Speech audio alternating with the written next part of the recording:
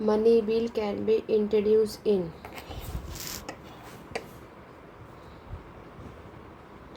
which sector has maximum contribution in India GDP?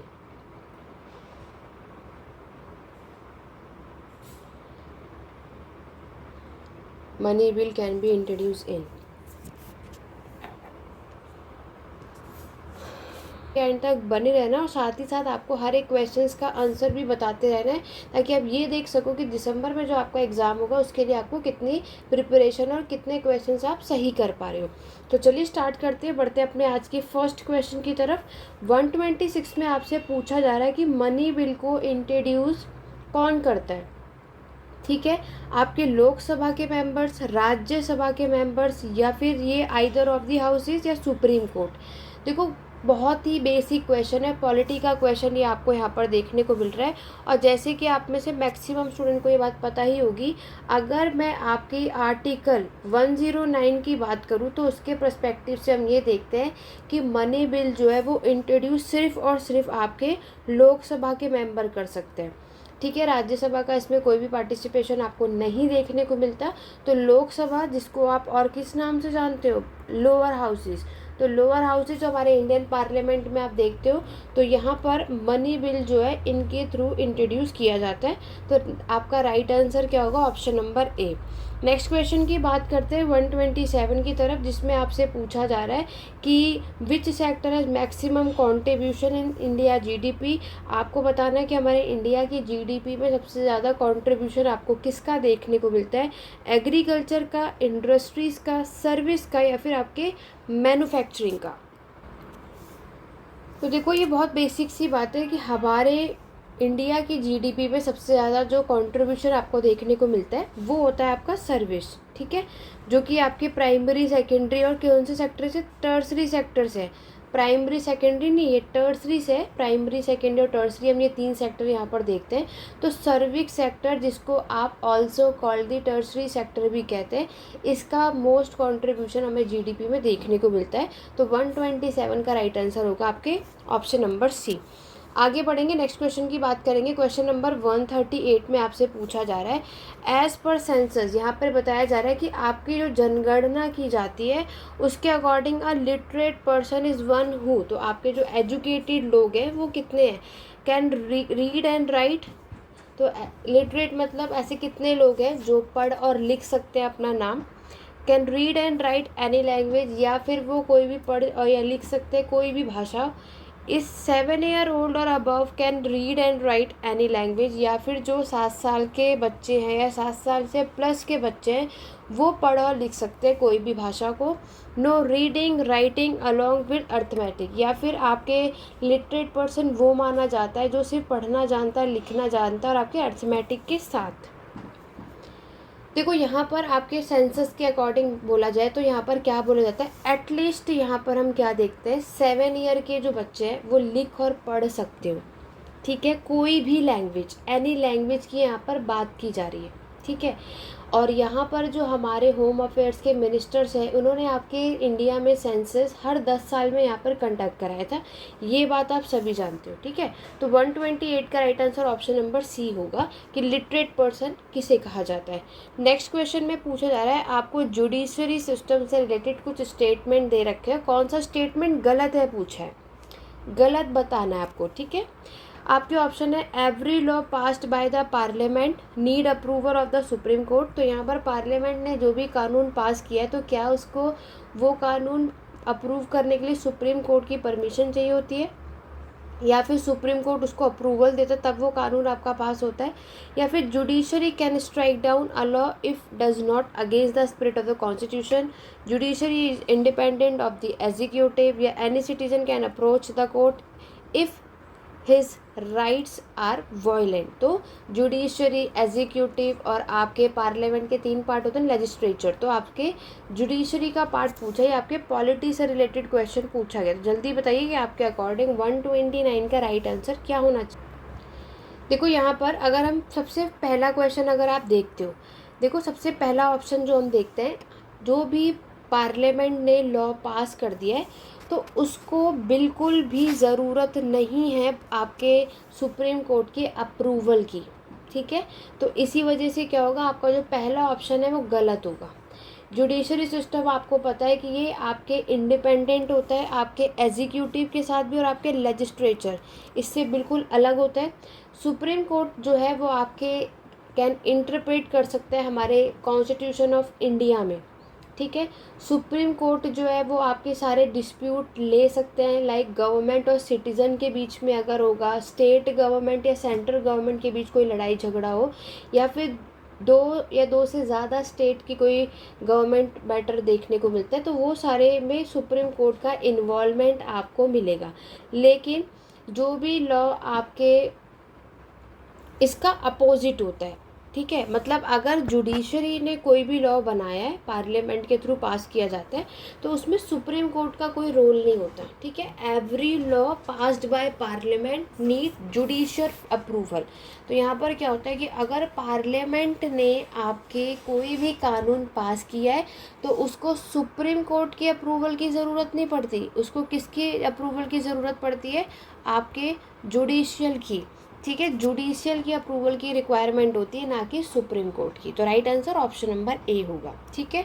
आगे बढ़ेंगे next question में। आपके पॉलिटी का ही क्वेश्चन पूछा, जिसमें पूछा the headquarter of the international court of justice is situated at which one of the following place. आपको बताना है इंटरनेशनल कोर्ट ऑफ जस्टिस का जो हेडक्वार्टर है वो कौन सी जगह पर है, आपके हेलक्यू में, वियना में, जिनेवा में, या फिर पेरिस में। तो आपके अंतर्राष्ट्रीय न्यायालय का मुख्यालय की अगर हम बात करें तो ये आपको हैग्यू यानी ये कहाँ पर है, आपके नीदरलैंड में, ठीक है। नीदरलैंड भी ऑप्शन में दे सकते हैं, लेकिन इन्होंने आपको ऑप्शन में कंफ्यूज करने के लिए जगह बदल दी है, तो ये आपको चीज़ याद रखनी है, ठीक है। तो ये राइट आंसर क्या होगा आपका, ऑप्शन नंबर ए। क्वेश्चन नंबर 131 में आप देखते हो, जिसपे आपसे पूछा जा रहा है कि आपके a formal document containing an order of the court to the government issue only by the High Court और सुप्रीम कोर्ट। तो वो कौन सा डॉक्यूमेंट होता है, कौन सा ऑर्डर होता है जो सिर्फ और सिर्फ हाई कोर्ट और सुप्रीम कोर्ट के थ्रू ही इशू किया जाता है, आपका समन, कोवेनेंट, रिट या फिर क्लेम। तो देखो ये आपका रिट राइट आंसर है। आपका रिट जो होता है ये आपका एक फॉर्मल रिटर्न ऑर्डर होता है, जो कि आपकी जुडिशियल अथॉरिटी के थ्रू इसको इशू किया जाता है। तो इसमें आपके सुप्रीम कोर्ट, हाई कोर्ट आपको देखने को मिलते हैं। अब रिट क्या होता है कि अब रिट के अंदर क्या इंक्लूड होता है, आपके ऑर्डर्स, डायरेक्शन, ठीक है, या फिर हम जिन्हें आप वारंट्स भी कहते हो, ये सब कुछ इसमें इंक्लूड होता है, ठीक है। तो ये जो राइट इन्हें मिला है तो आपके फंडामेंटल राइट है, और आर्टिकल 226 इसके अकॉर्डिंगली ये चीज़ें आपको देखने को मिलती है। तो right answer option number B होगा। नेक्स्ट आपको बताना है कि आयरन ओर का सबसे ज़्यादा लार्जर प्रोड्यूस हमारे भारत में कहाँ पर है, राजस्थान में, मध्य प्रदेश में, झारखंड में, या पश्चिम बंगाल में। देखो आपको ज़्यादातर क्वेश्चन सॉल्व करने ही करने। Largest producer of iron ore in India. तो अगर आप ये क्वेश्चन ज़्यादा से ज़्यादा सॉल्व करोगे और कमेंट करके बताओगे तो इससे आपका ही फ़ायदा है, क्योंकि जितने ज़्यादा हम क्वेश्चंस को सॉल्व करेंगे उतना अच्छा स्कोर आप सभी ले करके आओगे, ठीक है। तो ये चीज़ें आपको याद रखनी है। तो सबसे लार्जेस्ट की बात जल्दी से कमेंट करके बताओ। बिल्कुल झारखंड। राइट आंसर क्या होगा आपका, option number B. Question number 133 में पूछा जा रहा है the wind blowing in the northern plain in summer is known as. तो जो हवा आपकी नॉर्दर्न प्लेन की तरफ चलती है गर्मियों में, उसे क्या कहा जाता है, ट्रेड विंड, आपकी एलिया, या आपके कल बैसाखी, या फिर लू। तो ये बहुत बेसिक सी बात है और ये इसकी नॉलेज सभी को है, क्योंकि हमें पता है कि ये जो हवा होती है उसे हम लू कहते हैं, है ना, जो कि आपकी मई जून में चलती है, ये आपको पता ही है। बहुत ही इजी और सिंपल क्वेश्चन था, और यहाँ पर ये चीज़ों से सभी अवेयर है। नेक्स्ट क्वेश्चन की बात करेंगे। क्वेश्चन नंबर 134 में आपसे पूछा जा रहा है cabinet system of Indian constitution is taken from. आपको बताना है हमारे भारत के संविधान में कैबिनेट सिस्टम जो है वो कहाँ से लिया गया है, यूके से, रसिया से, जर्मनी से, या फिर यूएसए से। देखो हमारे जो इंडियन कॉन्स्टिट्यूशन में जो कैबिनेट सिस्टम लिया गया है वो आपके ब्रिटिश यानी यूके से लिया गया है, ठीक है। तो राइट आंसर ऑप्शन नंबर ए हमारा बिल्कुल करेक्ट है, क्योंकि ये जो क्योंकि आपको भी पता है कि हमारे ब्रिटिश कॉन्स्टिट्यूशन में कैबिनेट सिस्टम हमें देखने को मिलता है, और यहीं से क्या होता है कि हमारे इंडियन कॉन्स्टिट्यूशन में भी हमें कैबिनेट मिशन जो यहाँ से लिया गया। नेक्स्ट क्वेश्चन भी पॉलिटी का आपसे पूछा गया, आपको बताना है इन parliamentary system of government real power of the state is wasted with judiciary, आपके प्रेसिडेंट, चीफ मिनिस्टर, या फिर ये सारे के सारे।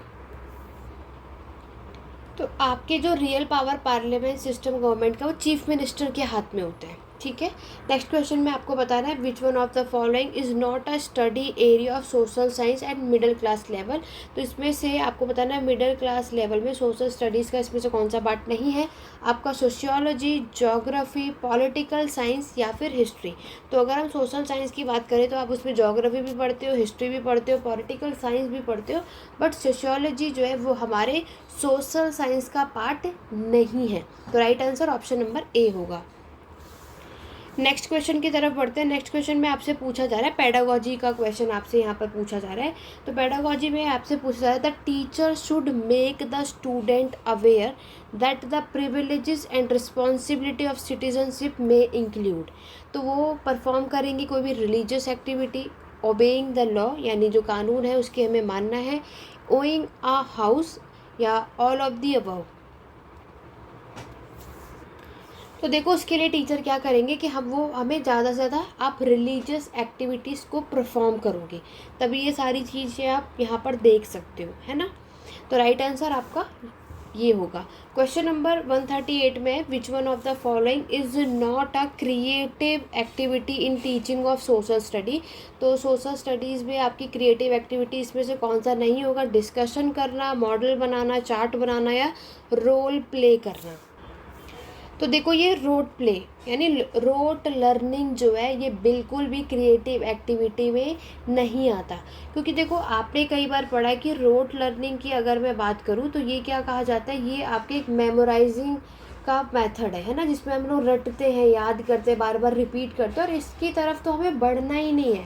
देखो आज मैं आपको सोशल साइंस की कुछ यहाँ पे चीज़ भी बता देती हूँ। अगर हमें सोशल साइंस पढ़ाना है तो उसमें टीचर कौन कौन सी एक्टिविटी करा सकती है। तो देखो आप लोग क्या करोगे कि हम उसमें बहुत सारे जो डाटा है उसको इकट्ठा कर सकते हैं लाइक फैमिली मेम्बर से रिलेटेड बच्चों को हम देंगे थोड़ा कुछ कि आप वो सारी चीज़ें कलेक्ट करके लाओ जिससे आप इंस्पायर हो, जो आप सीखते हो समझते हो वो आपको करना है। या फिर हम रिसर्च भी एक अच्छा मेथड है जिसमें आप ये सारी चीज़ें कर सकते हो, ठीक है, और ये एक अच्छा तरीका होता है। या फिर हम कह देंगे स्टूडेंट को कि आप मैप बनाओ या एक फैमिली ट्री बना करके लाओ जिसके थ्रू आप क्या बना सकते हो, सारी बातें बता सकते हो। तो ये कुछ तरीके होते हैं जिससे हम जो सामने वाले जो स्टूडेंट हैं उनकी लर्निंग को इन्हांस कर सकते हैं, है ना। लास्ट क्वेश्चन है self learning take place through. तो सेल्फ लर्निंग आपकी वॉचिंग मूवीज़ देखने से होता है, डूइंग फील्ड ट्रिप, या गोइंग टू एक्सक्यूशन, या फिर सभी। देखो सेल्फ लर्निंग सभी चीज़ों से होता है ना। बाहर फील्ड ट्रिप पे जाओगे तब भी सीखोगे, मूवीज़ देखते हो उसमें से भी सीख सकते हैं। तो यहाँ पर क्या है, सेल्फ लर्निंग हम कहीं से भी कर सकते हैं। तो 139 का right answer option number A होगा। क्वेश्चन नंबर 140 में आपसे पूछा जा रहा है मैप टेक्निक जो है ज़्यादातर किस में यूज़ किया जाता है, आपके लैंग्वेज टीचिंग में, सोशल साइंस की टीचिंग में, मैथमेटिक्स की टीचिंग में, कॉमर्स टीचिंग में। तो सभी को पता है मैप जो है मानचित्र जिसे आप कहते हो वो सोशल साइंस की टीचिंग में हमें देखने को मिलता है। नेक्स्ट क्वेश्चन है 141 the name of the Hindustan Republican Association was change to Hindustan Socialist Republican Association. जो पहले HRA था अब ये कन्वर्ट हो गया HSRA में। इसका जो प्रभाव था सोशलिस्ट आइडिया से किसका था, चंद्रशेखर आज़ाद, राजगुरु, सुखदेव, या फिर भगत सिंह। भगत सिंह, ठीक है, किससे इन्फ्लुएंस होकर, Bhagat Singh. Option number D correct है। क्वेश्चन नंबर 142 में आपसे पूछा जा रहा है, आपको बताना है Bhimbetka is known as one of the earliest habitation site where people live in cave, जहाँ के लोग आपके केव रॉक शेल्टर में रहा करते हैं। ये आज के टाइम पर कहाँ पर है, तो भीमबेटका मैंने आपको बताया है कि मध्य प्रदेश में आपको देखने को मिलता है, ठीक है। आपकी पैलियोथिक साइट है, पुरापाषाण काल का स्थल आपको देखने को मिलता है। एंशिएंट हिस्ट्री की सीरीज में चेकआउट जरूर करना।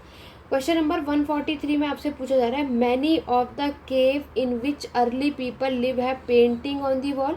सम of the best example from Madhya Pradesh and, तो आपको जो रॉक पेंटिंग्स मिलती हैं, वॉल्स पे जो पेंटिंग्स मिलती हैं, इसका सबसे अच्छा एग्जाम्पल एक तो मध्य प्रदेश माना जाता है, दूसरा आंध्र प्रदेश, कर्नाटक, राजस्थान, या फिर आपका आपका उत्तर प्रदेश, वो भी साउथर्न। तो ये मैंने अभी आपको बताया, मध्य प्रदेश आप देखोगे, आपके साउदर्न उत्तर प्रदेश देखोगे, यहाँ पर ये सबसे बेस्ट है, क्योंकि यहाँ पर आपको पेंटिंग्स में वाइल्ड एनिमल्स बनाए हुए हैं, ये सारी चीज़ें आप देखते हो। तो right answer option number D हो। नेक्स्ट क्वेश्चन में आपसे पूछा जा रहा है, बहुत ही सिंपल क्वेश्चन है, आपकी जो चोल डायनेस्टी है उसके फाउंडर कौन है? राजा राज फर्स्ट है, राजेंद्र फर्स्ट है, राजा राजा सेकंड है, या फिर विजयाल? देखो यहाँ पर सबसे मोस्ट पावरफुल जो राजा माने जाते हैं वो कौन माना जाता है? बिल्कुल आपके राजा राज फर्स्ट। ये आपके कंसिडर्ड है most powerful ruler of Chola region. Rajaraja first का माना जाता है कि इनका टाइम पीरियड 985 से 1014 ईस्वी का है, एडी का माना जाता है। और ये जो निकनेम जो आप देख रहे हो ना, राजा राज द ग्रेट, ये इनका निकनेम है। और सबसे फिर इनके बेटे आते हैं राजेंद्र फर्स्ट, है ना, जो आगे इस साम्राज्य को बढ़ाते हैं। तो right answer option number A है, जो आपके चोल डायनेस्टी के सबसे मोस्ट पॉपुलर या पावरफुल रूलर थे। नेक्स्ट क्वेश्चन में आपको बताना है, name the temple of Chola dynasty which are known as architecture and scripture marble. तो आपके चोल डायनेस्टी की वो कौन सा मंदिर है जिसके आर्किटेक्चर और स्क्रिप्चर मार्बल आपको देखने को मिलते हैं? Temple of Thanjavur, temple of Gangaikonda Cholapuram, या टेम्पल ऑफ कांचीपुरम, या फिर ए और बी दोनों ही ऑप्शन है।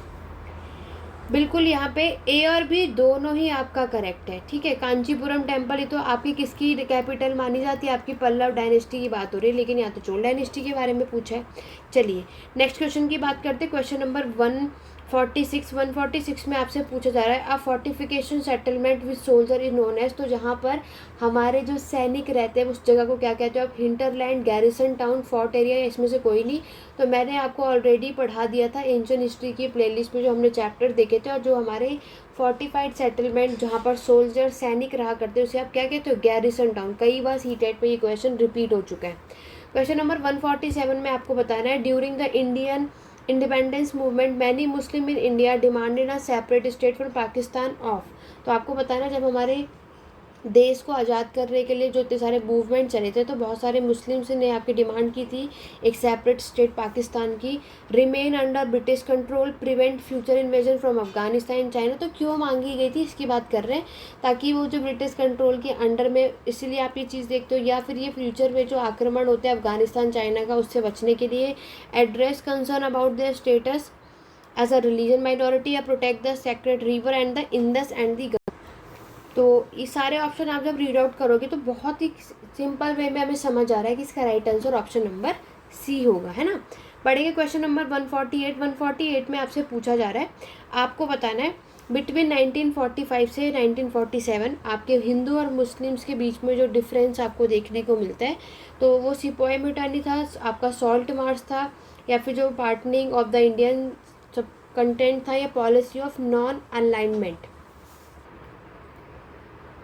तो इसका राइट आंसर क्या होगा 148 का? आपका बिल्कुल ऑप्शन नंबर सी।